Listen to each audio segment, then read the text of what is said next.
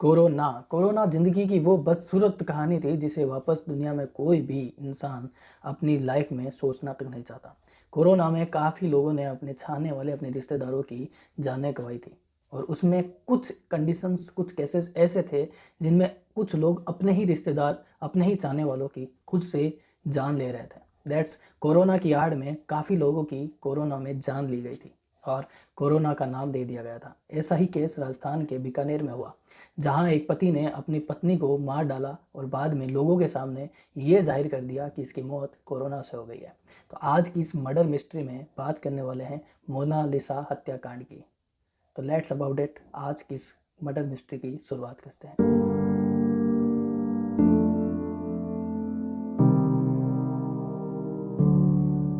Mona Lisa का जन्म राजस्थान के बीकानेर में हुआ। मोनालिसा के पिता स्वरूप सिंह एक सरकारी टीचर थे और माता हाउसवाइफ थी। मोनालिसा अपने माँ बाप की इकलौती बेटी थी। उसके कोई भी भाई बहन नहीं थे, सिर्फ वो खुद ही अपने माँ बाप की इकलौती बेटी थी। ऐसे में पैसे का कोई भी झंझट ही नहीं था। मोनालिसा के परिवार में पैसे को लेकर के कभी भी कोई दिक्कतें नहीं आई। मतलब पैसा इतना था कि मोनालिसा जैसे चाहे जिस तरह चाहे अपनी लाइफ को पूरी ज़िंदगी चील कर सकती थी और वैसे ही मोनालिसा कर रही थी। मोनालिसा ज़्यादा कुछ बोलती नहीं थी और बचपन से ही मोनालिसा अपने आप से ही मतलब रखती थी। दैट्स वो ज़्यादा कभी किन लोगों से मिलना जुलना ये सब नहीं था उसका।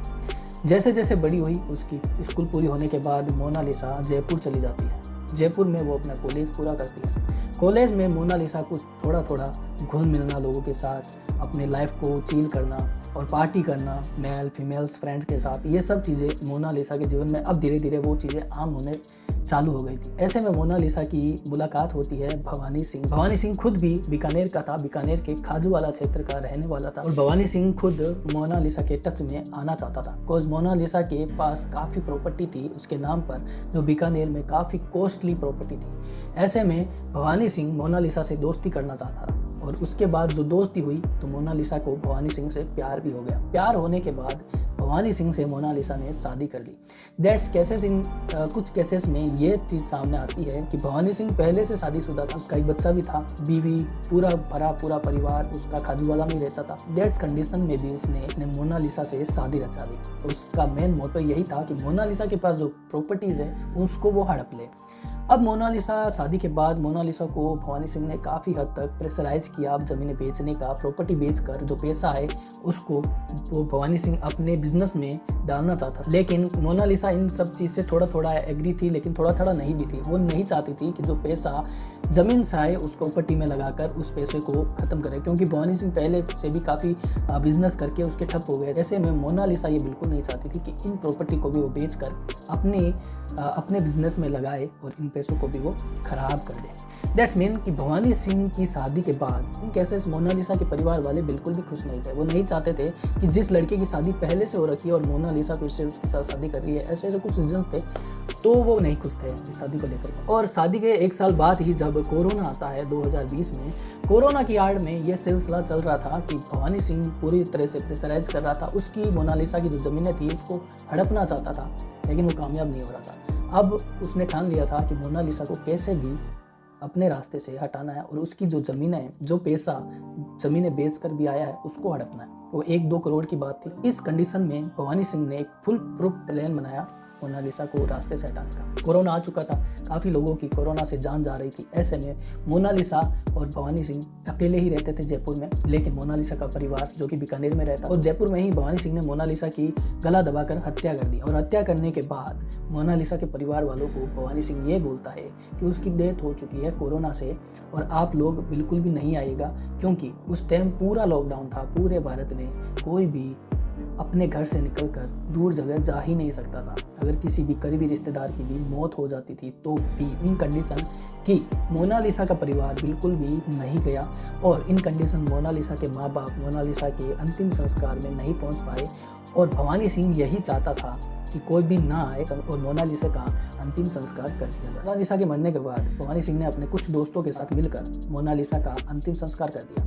2 साल बीत गए, लेकिन मोनालिसा के माँ बाप इस बात से बिल्कुल भी एग्री नहीं थे कि मोनालिसा की कोरोना में डेथ हुई है। वो हमेशा से यही बात जाहिर करते थे कि मोनालिसा की कोरोना से डेथ नहीं हुई है, उसकी हत्या की गई है। क्योंकि कुछ कंडीशंस में, कुछ केसेस में मोनालिसा थोड़ा अपने माँ बाप से कुछ बातें शेयर करती थी।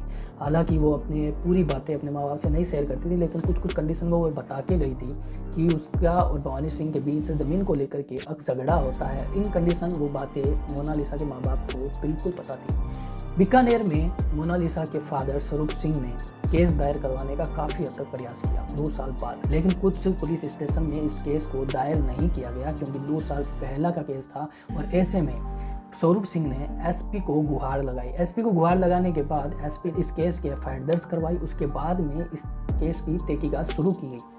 तहकीकात में पुलिस के सामने जो बड़ी चुनौती थी वो ये थी कि ना ही पुलिस के पास एविडेंस है और ना ही वो बॉडी जिस पर वो रिसर्च करके एक केस का खुलासा कर सके। ये सारी चीज़ें जो सबूत थे भवानी सिंह ने सारे मिटा दिए थे। ऐसे में पुलिस के सामने जो बड़ी कंडीशंस थी वो ये थी कि इस केस को कैसे सुलझाया जाए। फाइनली जब पुलिस ने भवानी सिंह से पूछताछ जारी की तो भवानी सिंह का जो रिकॉर्ड पुलिस के सामने आया वो बहुत ही चौंकाने वाला था। 2013 में जब आनंद पाल और राजू ठेठ के बीच बीकानेर जेल में मुठभेड़ हुई तो उस केस में भवानी सिंह आनंद पाल के साथ था। अब आनंद पाल कौन था ये मैं आपको बता दूं। आनंद पाल राजस्थान का कुख्यात गैंगस्टर था और आनंद पाल का पुलिस एनकाउंटर में डेथ हो चुकी है। और इन कंडीशन पुलिस के सामने भवानी सिंह का ये रिकॉर्ड सामने आया तो पुलिस हक्का बक्का रह गई थी। पुलिस ने उस केस में बारीकी से जांच पड़ताल शुरू कर दी थी। भवानी सिंह से जो पूछताछ की गई उनमें भवानी सिंह ने काफ़ी हद तक बदलाव किए। जब एक बार कुछ बयान दे रहा था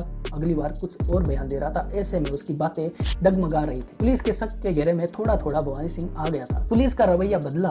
पुलिस ने सख्ती से पूछताछ करने के बाद भवानी सिंह ने सारी घटनाक्रम को बारीकी से सामने रख दिया और उसने बताया मोनालिसा के पास तकरीबन 1 करोड़ रुपए प्रॉपर्टी को बेचकर आए हुए थे। उनको वो हड़पना चाहता था लेकिन मोनालिसा वो पैसे नहीं दे रही थी। इन कंडीशन उसने ये फुल प्रूफ प्लान बनाया कि मोनालिसा को रास्ते से हटा देना चाहिए। और इस मर्डर में उसके कुछ दोस्तों ने भी भवानी सिंह का साथ दिया और वो भी अभी पुलिस की हिरासत में है।